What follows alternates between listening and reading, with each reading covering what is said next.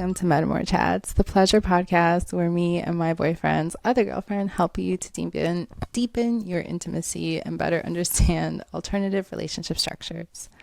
Hi, I'm Fifi. I'm bisexual and polyamorous, so obviously I'm selfish and greedy. And I'm Gabby. I'm also bisexual and polyamorous, so obviously I just love cheating. No. We're just two femmes who happen to have the same partner, whose name is Bear. But Gabby and I are not dating. No, we are just really good friends, and you're watching the third episode of Metamour Chats. Last week was Baby Sled Advice, where we shared stories about us at play parties and how we met. There are so many different kinds of play parties, though. So today we're going to talk about a specific kinds for anyone who's into kink. Have we been to a kink play party together? No, but we should. Wait, no, we have. I'm bugging. Yes, we have. Oh, we really have? Oh my gosh. Lola Jean's kink parties are my top fave. Phenomenal. I just think that Lola really does it, excuse me, y'all. Lola really does it right in terms of creating safer space, which is what we're gonna get into a little bit today. I think workshops and like going to spaces that are curated by professionals is always a good idea. Before we jump into the density of this topic, because kink is huge, I guess we should cover some words, right? Like a scene is a pre-negotiated agreement is what I like to think of it as between consenting parties. So you have to have enough information to know what you're consenting to and limits will apply. Yeah, and that's why IBS is great, which is a abbreviation that I got from Bear and Fifi. It's intentions, the feelings you want to have at the end, boundaries or your limits, and sexual desires or the specific things that you have desire to experience. Right, yeah. So it was intentionally created with kind of queers in mind because of the pipeline that we seem to have for IBS. But the idea really came from kink and seeing how these scenes have to be negotiated. And a really good place to start is with the feeling that you want to have and just like kind of what you want to experience at the start of it. And instead of explaining it, I guess we figured it would be the best to just give you an example, like a real life kind of negotiated scenario. So we're going to get into some roles just to demonstrate what sharing IBS with someone can be like in real life. Absolutely. Bids is another way to think of it if you don't want to say IBS, by the way, because the Yeah, structure is the same. Effie Blue is as a coach who used that one, so you could say that too. And I would be like, yeah, I would love to have some IBS with you. Or go through some bids. And the reason we made it IBS is because we wanted to start with, we like starting with intentions. So should I go first? yes. What are your intentions? Okay, so I have intention to step into my dominance tonight at this event and this evening. Hmm. I've been feeling really drawn towards providing pleasure and like what it means to be a giver. My intention is to go with the flow. I didn't really have anything plans, but I wanted to go with the flow, and the flow is nice so far. No, so it's nice. Wow. Mhm. So this is the boundary section, and my only boundary is really that you not even a little bit be concerned with providing anything to me in this experience. That's hot. My only limits really are like I love impact, but I don't like any implements being used on me in public places because I'm black. So I don't want no whips, no things that look similar to a chattel slavery implement. Thank you for sharing that with me. I loved it actually. I hope you'll join me in my desire to put my hands on your ass and potentially spank a little here and there if you like it. Absolutely. I too have that sexual desire. And might I add, I would love to feel like a good little slut. The what kind of code system will or the communication system will work for you in case you need to slow down or pause? Right, right. For, people who are more familiar with the term safe word, we don't like to use it because it implies a safety that's not actually there just because you have a word. And I don't even like having to talk, honestly.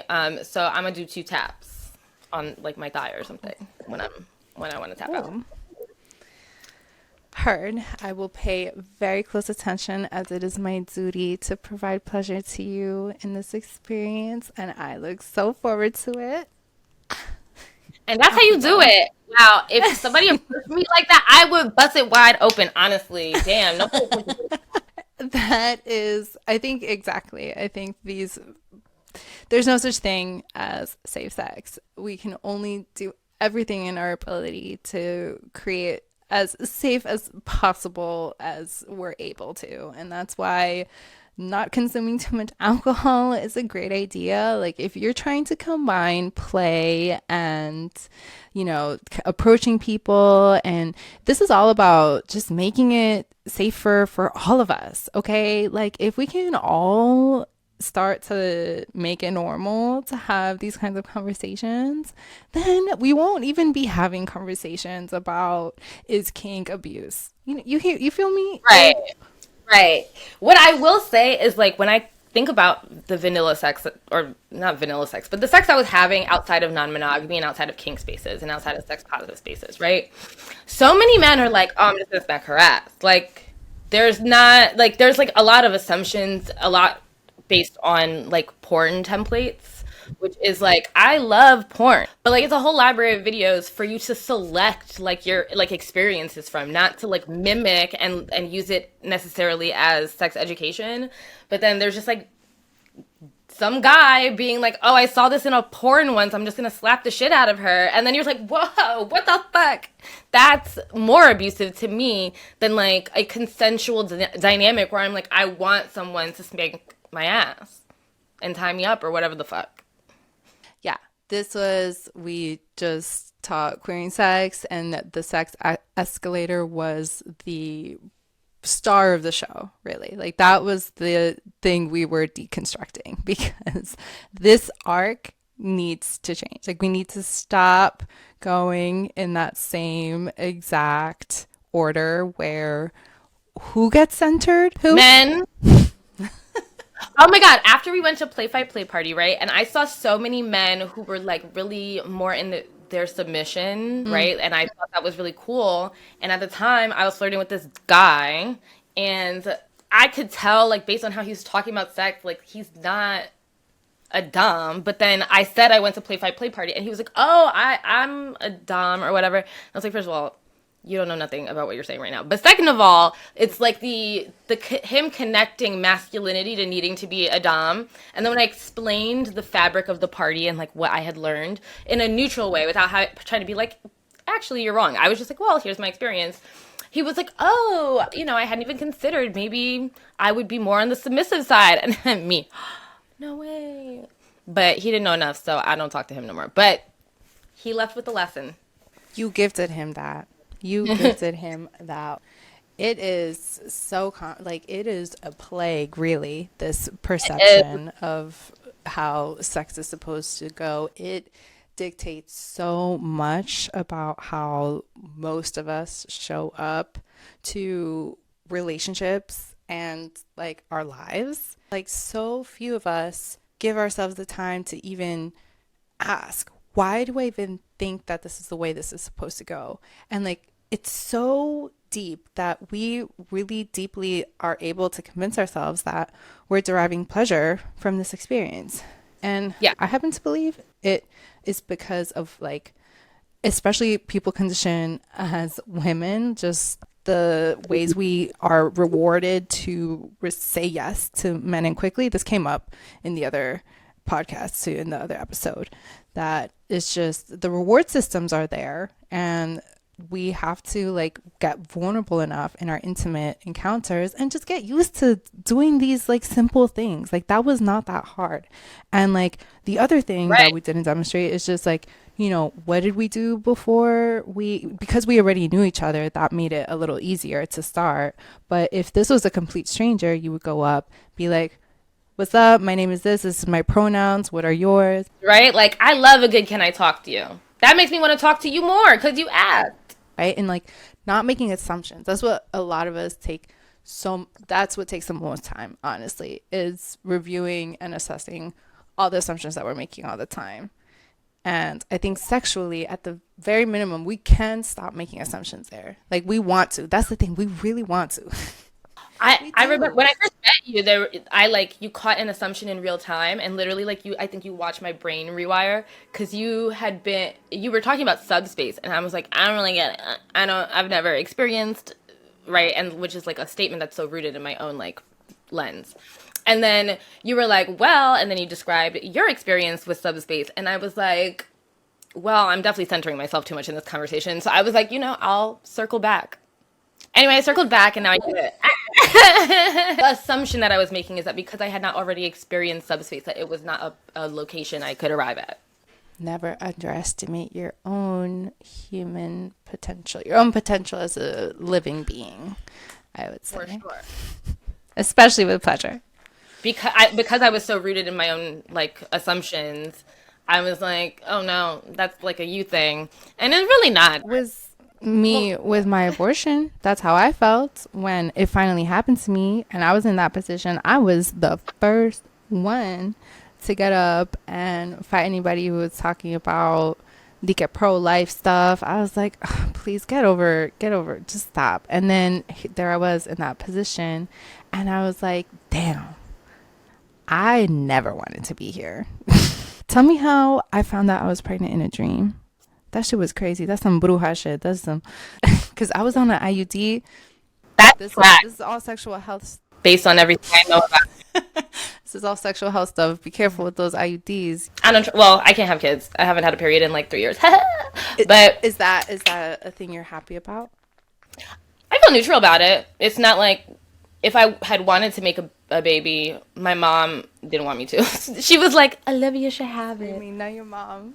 But so, I just feel fine about it. That's really cool. That's a huge pressure that I hear from my clients. And like, that's just, I think, another testament to this push pull that we feel socially. Honestly, yeah, I know I'm pushing it, but if we just like stop and ask ourselves more often, like checking in with, do I really want this to be happening?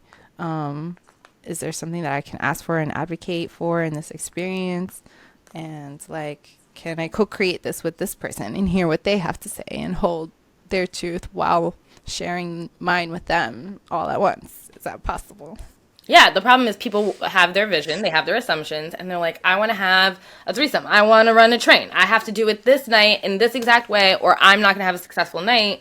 And like, I mean, it seems so frantic. I think about like going to like a college party, right? You tell someone like, maybe you're too drunk to fuck tonight. What about get that man's number, hit him back tomorrow? And they look at you like you've told them to go jump off a cliff. Just can we all take a collective breath? I know this is very woo woo of me, but I really just think we all need it. Breath is important for your health. So anyone who's like, it's too woo woo, it's like, well, read a study. So you Thank got it. you. Oh my God. You are the best. I want to talk with forever with you. I can talk to you forever. I think we've covered IBS, how to use it, what is kink really, and so that we're not making this assumption that it's an immediate escalator to things, and how to avoid just escalating to assumptions. Next week we have another good one for y'all. We have a guest. So exciting. Woo, boom, boom, boom, boom. Because I know last week I was like, we have a surprise next week, and there's no surprise. I got the dates mixed up. My bad, guys. But we have Jess from Remodeled Love coming with The one, the their only. yeah, with their Metamour, so we can have a real Metamour chat. This is so freaking cute. I cannot. I love. So you can catch new episodes every Thursday. We're gonna get back in our vibe next week, because we missed Thursday this week, but we had a lot going on. And just like always, you can go to metamourculture.com for show notes and episode tips or whatever resources. All the goodies. All the goodies. Well, So many resources. Gab Alexis.